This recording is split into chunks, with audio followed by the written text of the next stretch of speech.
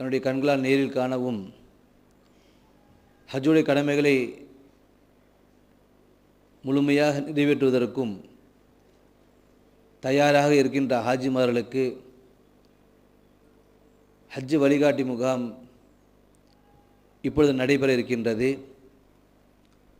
ஆரம்பமாக எந்த ஒரு மஜ்லிஸ், எந்த ஒரு கூட்டம் ஆரம்பித்தாலும் அல்லாஹுடைய கலாமை, திருக்குர்ஆனை ஓதி ஆரம்பிப்பது சுன்னத்தான செயல். அதன் அடிப்படையிலே ஆரம்பமாக கிராத் ஓதுவதற்கு நம்முடைய மதரசாவுடைய உஸ்தாதுகள் வருகின்றார்கள்.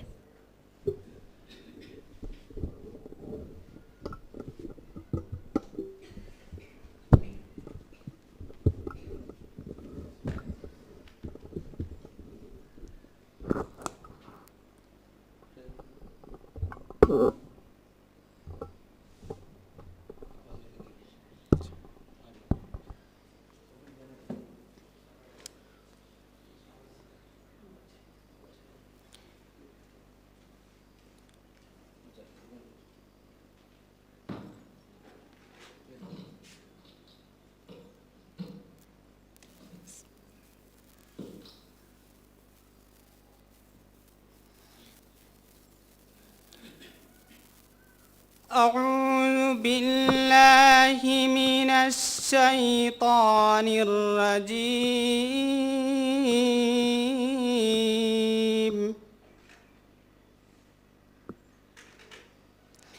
بسم الله الرحمن الرحيم.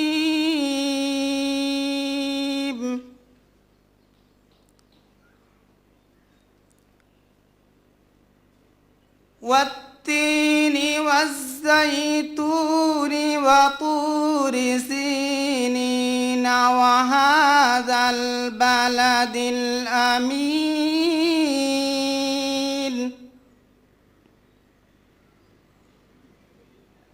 لقد خلقنا الإنسان في أحسن تقويم.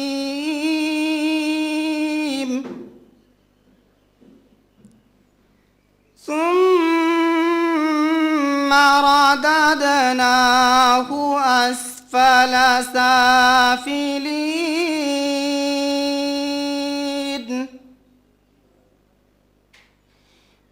إلا الذين آمنوا وعملوا الصالحات فلهم أجر غير ممنون.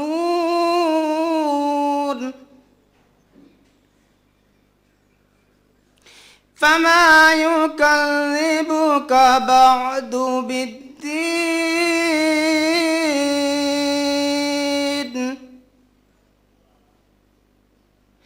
أليس الله بأحكم الحاكمين. صدق الله العظيم.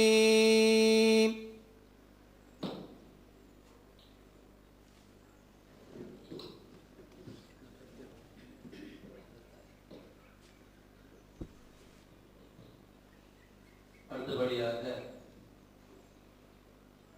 திருக்குர்ஆனுக்கு பிறகு அல்லாஹ்வுடைய புகழுக்கு பிறகு நம்முடைய வழக்கம் நம்முடைய உயிரும் மேலான நபிகள் நாயகம் ஸல்லல்லாஹு அலைஹி வஸல்லம் அவர்களை புகழ் பாடுவது, அதுவும் சுன்னத்தான செயல். அந்த அடிப்படையில் இப்பொழுது உருதுலின் ஆசிரியர் படிக்க வருகின்றார்.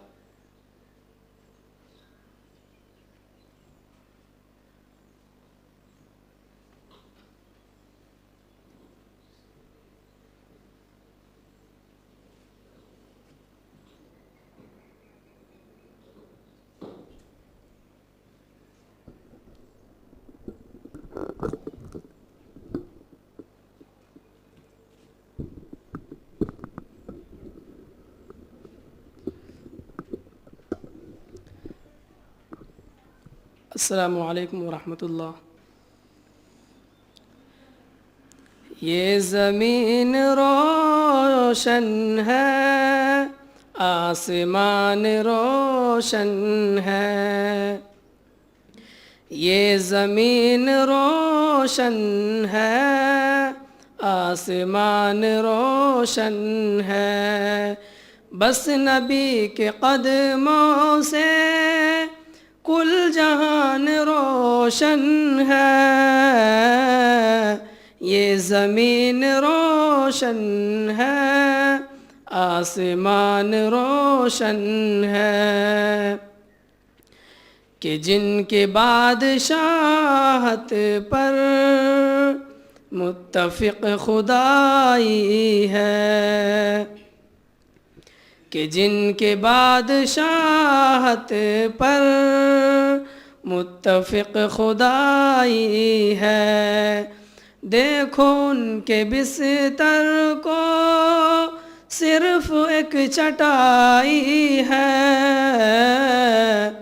یہ زمین روشن ہے، آسمان روشن ہے، بس نبی کے قدموں سے سارا عالم روشن ہے، یہ زمین روشن ہے، آسمان روشن ہے، کہ چاند پر پہنچ کر تم کیوں غرور کرتے ہو، کہ چاند پر پہنچ کر تم کیوں غرور کرتے ہو، آمنہ کے بیٹے کی عرش تک رسائی ہے، یہ زمین روشن ہے، آسمان روشن ہے۔ السلام علیکم۔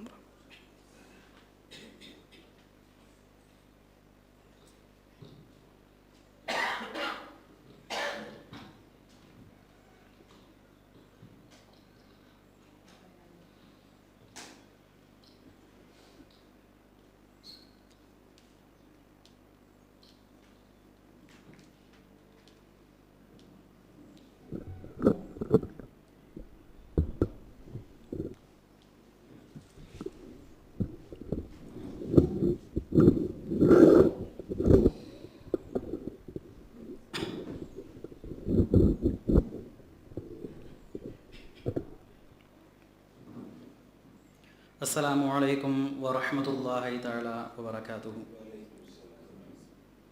الحمد للہ نحمده ونستعینه ونؤمن به ونتوکل علیہ ونعوذ باللہ من شرور انفسنا ومن سیئات اعمالنا، من يهده اللہ فلا مضل له ومن يضلل فلا هادی له، ونشهد ان لا الہ الا اللہ ونشهد أن محمدًا عبده ورسوله، أما بعد فقد قال الله تعالى في القرآن العظيم والفرقان المجيد، فأعوذ بالله من الشيطان الرجيم، بسم الله الرحمن الرحيم، تزودوا فإن خير الزاد التقوى واتقون يا أولي الألباب، صدق الله العلي العظيم وصدق الرسول النبي الكريم وَنَحْنُ عَلَى ذَلِكَ مِنَ الشَّاهِدِينَ وَالْحَمْدُ لِلَّهِ رَبِّ الْعَالَمِينَ۔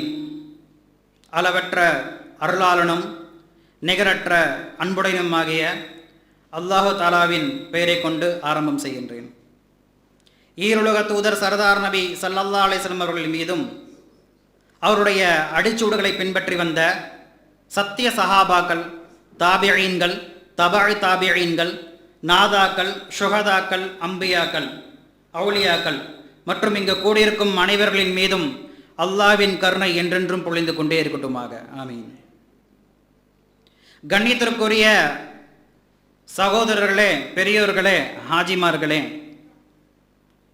அல்லாஹ் உங்களை ஹஜ்ஜுக்காக தேர்ந்தெடுப்பது என்பது அல்லாஹ் உங்கள் மீது ரஹ்மத்தை கொட்டியிருக்கிறான் என்பதாக அர்த்தம்। எவ்வளவு பேர் இருந்தாலும் உங்களை மட்டும் அல்லாஹ் தேர்ந்தெடுத்திருக்கிறான் என்று சொன்னால் அவனுடைய ரஹ்மத் எவ்வளவு அளவு என்பதை நாம் புரிந்து கொள்ள வேண்டும்। நாம் அதற்காக என்ன தியாகம் செய்திருக்கிறோம், அல்லாஹ் நம்மளை ஹஜ்ஜுக்காக தேர்ந்தெடுப்பதற்கு நாம் என்ன அதிகமான நன்மைகளை சேர்த்திருக்கிறோம் என்பதை பார்க்க வேண்டும். அல்லாஹ் குர்ஆன் ஷரீஃபிலே ஹஜ்ஜை பற்றி சொல்லும் பொழுது அல்லாஹ் சொல்வான், வதஸவ்வது ஃபஇன்ன கைர ஸாதி தக்வா.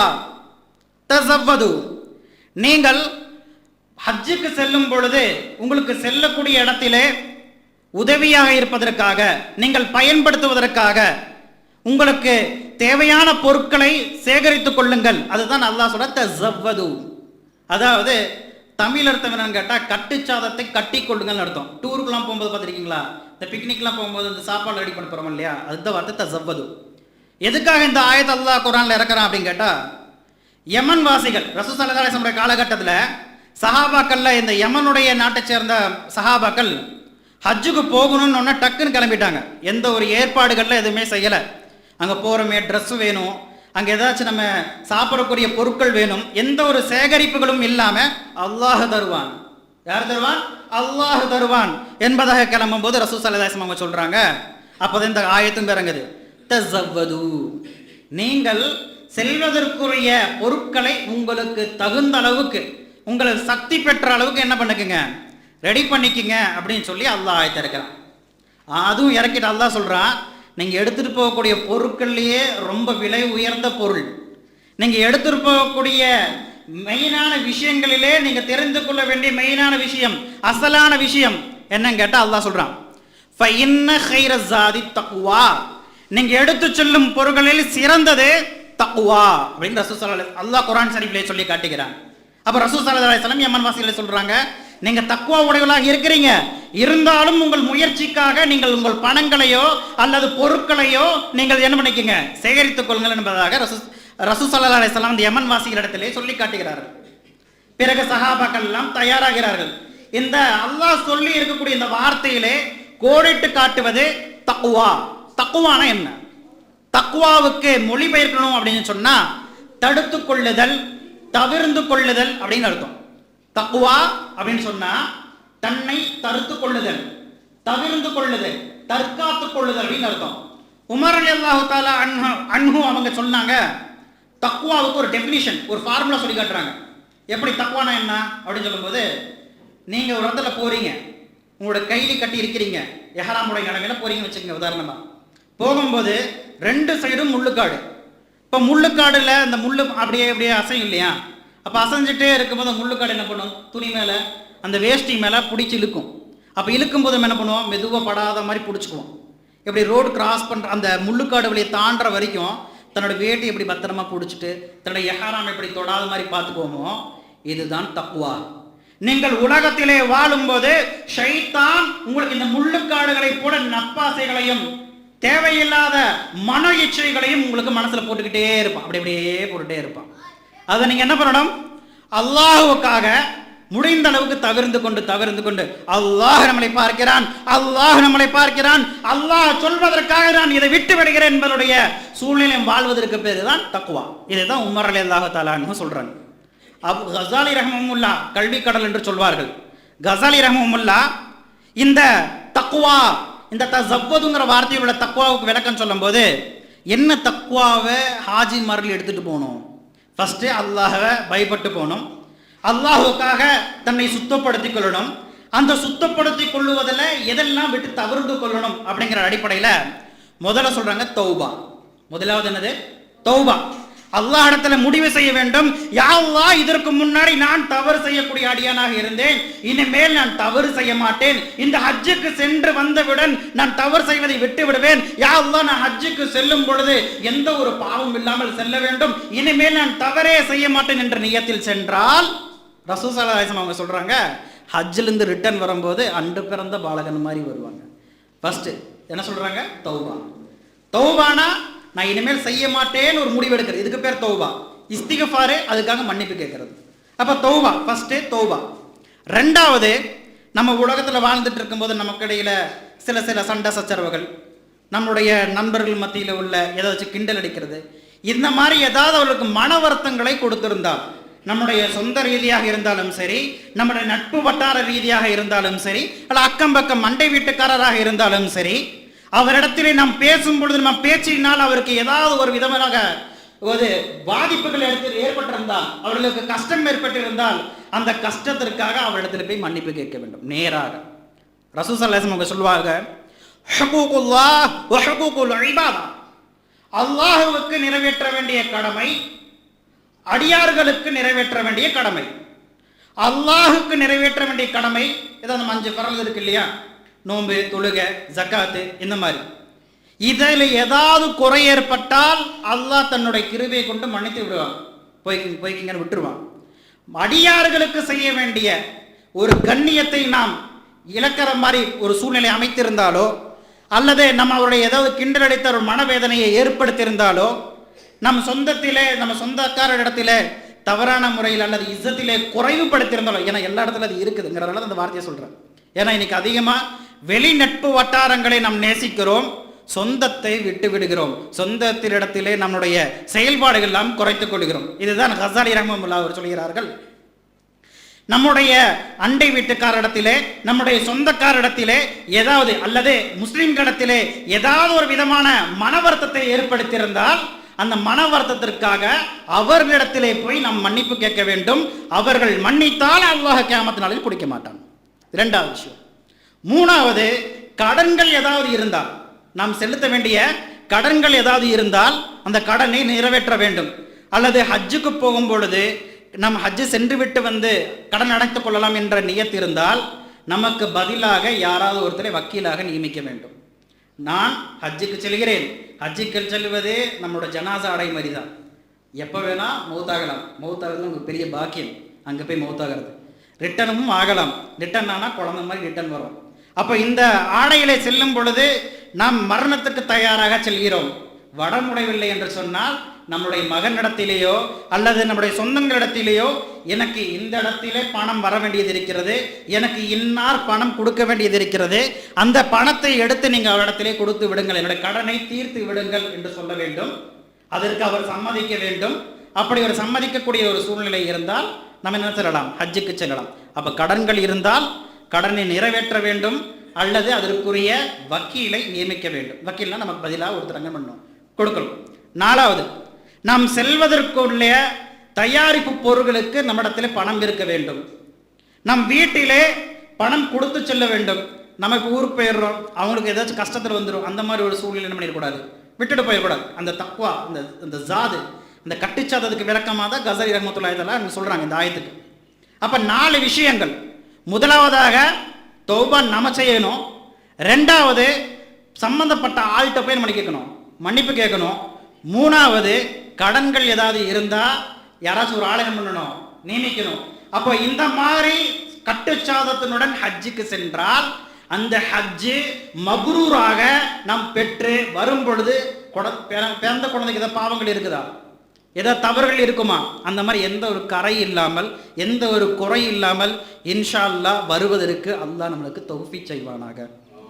எனவே அல்லாஹ் குர்ஆனிலே சொல்கிறான், இன்ன அக்ரமக்கும் இந்தல்லாஹி அத்தகாக்கும், உங்களில் சங்கையானவர் யார், உங்களிலே ரெஸ்பெக்டட் பீப்பிள் யார், உங்களில் விஐபி யார் என்பதை அல்லாஹ் சொல்லி காட்டும் பொழுது, இன்ன அக்ரமக்கும், உங்களில் சங்கையானவர், உங்களிலே விஐபி, உங்களிலே ரெஸ்பெக்ட் மரியாதைக்குரிய நபர் யார் தெரியுமா, இந்தல்லாஹி, அல்லாஹ்விடத்திலே அத்தகாக்கும், உங்களிலே தக்வா உடையவர்கள், உங்களில் யார் அல்லாஹ்வுக்கு தனிமையான முறையில் பயப்படுகிறார்களோ அவர்கள் தான் அல்லாஹ்விடத்திலே சங்கையானவர்கள், அல்லாஹ்விடத்திலே கண்ணியமானவர்கள்.